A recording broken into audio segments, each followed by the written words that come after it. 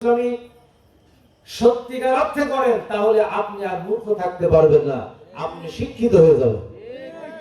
বাংলাদেশ জামাত ইসলামের একটা লাইব্রেরি আছে, কি আছে? লাইব্রেরি আছে। এটা একটা বিশ্ববিদ্যালয়। এটাকে কি বলা হয়? বিশ্ববিদ্যালয়।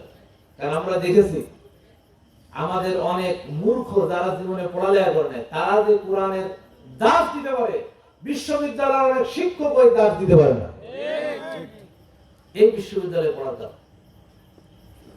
বাংলাদেশ জামাত ইসলামের সম্পর্কে আমাদের দেশে অনেক অপপ্রচার আছে, আছে না নাই? অপপ্রচার আছে যে তারা শুধু রাজনীতি করে।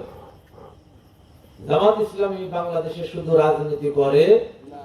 রাজনীতি জামাতের চতুর্থ দফা, 4টে দফার মধ্যে একটা দফা আছে রাজনীতি, আর বাকি হচ্ছে সব মানুষকে ইসলামের আলোকে একজন মুসলমান হিসেবে নিজের জীবনকে তৈরি করার জন্য যত প্রশিক্ষণ আছে, বাংলাদেশ জামাত ইসলাম এই প্রশিক্ষণ মানুষকে দিয়ে থাকে। আমি যে কথাগুলো আপনাদেরকে বললাম, রাজনীতির কথা পড়ে বলেছি, বলতে পারবেন কেউ? রাজনীতির কথা বলছি? রাজনীতির কথা আমি বলি নাই। আমি আপনাদেরকে এইটা বলার চেষ্টা করেছি, আমাদের জীবন বিধান হচ্ছে আল কোরআন। আমাদের জীবন বিধানকে এই শিক্ষা বাংলাদেশ জামাত ইসলাম আমাদেরকে দেয়। বাংলাদেশ জামাত ইসলাম আমাদেরকে শিক্ষা দেয় আমাদের জীবন তৈরি করতে হবে কোরআনের ভিত্তিতে এবং রাসূলুল্লাহ সাল্লাল্লাহু আলাইহি ওয়াসাল্লামের দেখানো পদ্ধতির আলোকে। ঠিক না? বাংলাদেশ জামাত ইসলাম এই কথা বলে না যে অমুক পীরের কাছে মুরিদ হয়ে আমরা ইসলাম পালন করব, এই কথা বলে কোনোদিন? না। অমুক দরবারে গেলে সঠিক ইসলাম পাওয়া যাবে, এই কথা জামাত বলে না। এই কথা বলে না। বরং জামাত বলেছে কোন পীর কি বলেছে, কোন নেতা কি বলেছে, এইটা আমার বিবেচ্য বিষয় নয়। আল্লাহর কোরআন কি বলেছে, আল্লাহ রাসূল কি করেছে, কি বলেছে, ওটাই হচ্ছে আমাদের বিবেচ্য বিষয়।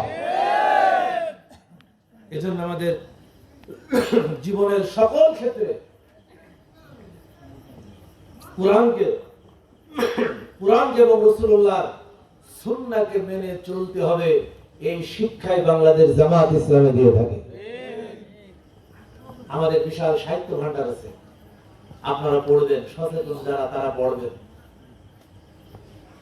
আল্লাহর মেহেরবানি, এই বিগত 17 বছরে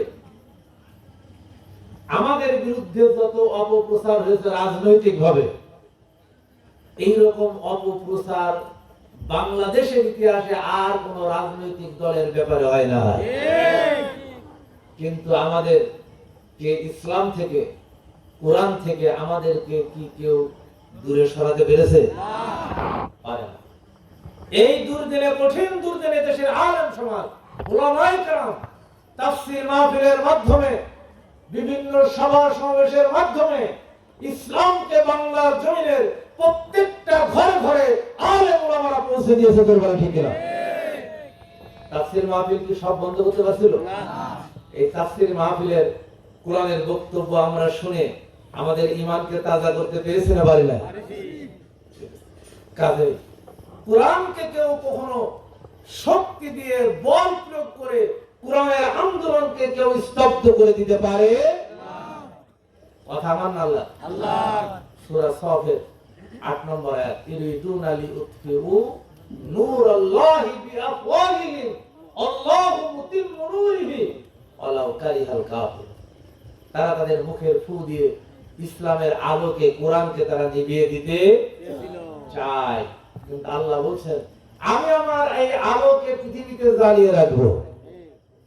আলোকে কি করব? জ্বালিয়ে রাখবো। আমার এই আলোকে কেউ নিভিয়ে দিতে পারবে না।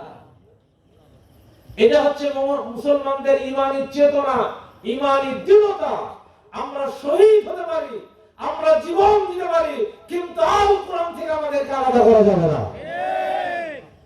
এই যে ফিলিস্তিনের গাজার মুসলমানদেরকে 60,000 প্রায় হত্যা করছে এই 2 বছরের ব্যবধান।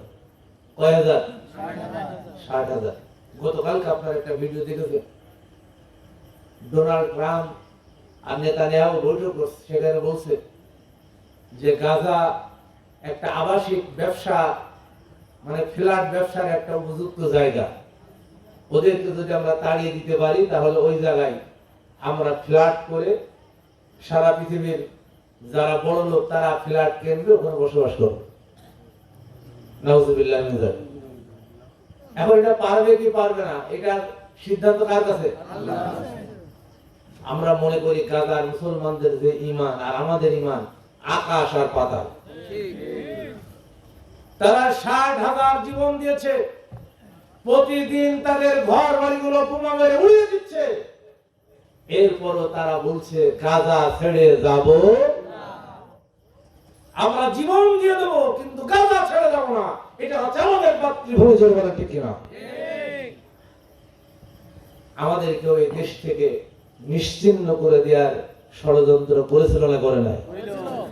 নিশ্চিহ্ন করতে পারছে না, বরং যারা নিশ্চিহ্ন করার ষড়যন্ত্র করেছে তারাই বাংলার জমিন থেকে নিশ্চিহ্ন হয়ে গেছে। এটাই হচ্ছে বাস্তবতা। কারণ আল্লাহর কোরআনের কর্মীদেরকে কখনো এই পৃথিবী থেকে শেষ করে দেওয়া সম্ভব হবে না।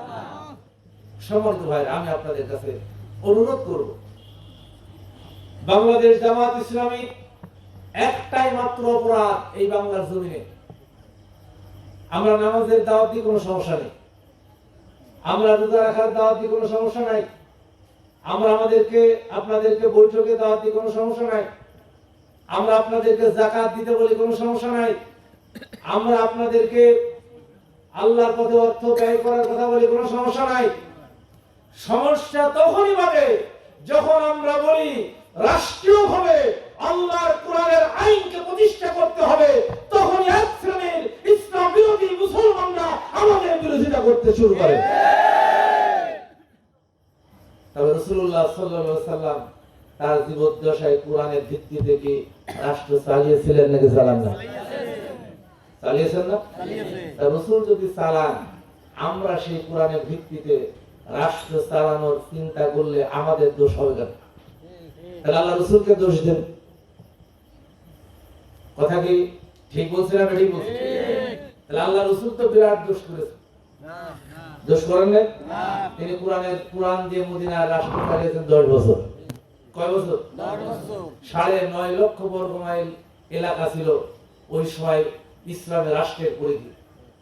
আল্লাহ রাসূল যদি ভুল না করে, বাংলাদেশ জামাত ইসলামী বাংলার জমিনে কোরআনের ভিত্তিতে একটা রাষ্ট্র কায়েম করার কথা যদি বলে থাকে, তাহলে মুসলমান হিসেবে আমাদের তো দায়িত্ব থাকে সেই সংগঠনের অধীনে এসে বাংলার জমিনকে কোরআনের ভিত্তিতে কায়েম করার চেষ্টা করা। আমি আপনাদেরকে অনুরোধ করব, এই এক দফা আন্দোলন, এক দফা আছে আমাদের আছে, চতুর্থ দফা রাষ্ট্রীয় সংস্কার। কি সংস্কার? জামাতের 4 দফা কর্মসূচি। কয় দফা? 1 নম্বর আছে দাওয়াত ও তাবলীগ। এই যে আজকে আপনাদেরকে ডেকে আনছি, আমাদের ভাইয়ের অনেক কষ্ট করছেন, আপনারা আসছেন, আপনাদের কিছু কোরআনের কথা শোনালাম, দাওয়াত দিলাম, এইটা হচ্ছে আমাদের প্রথম দফা। এটা কি? 2 নম্বর আছে তানজিম ও তারবিয়াত।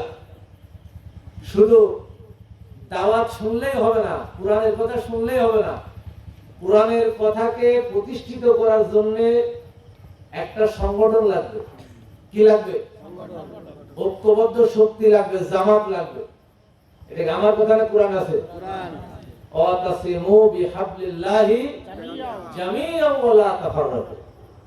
আল্লাহ বলছে আমার রুজু, এই কোরআনকে শক্ত করে আঁকড়ে ধরো, শক্ত করে আঁকড়ে ধরো, ওয়া লা তাফাররাকু, কখনোই তোমরা বিচ্ছিন্ন হইও না।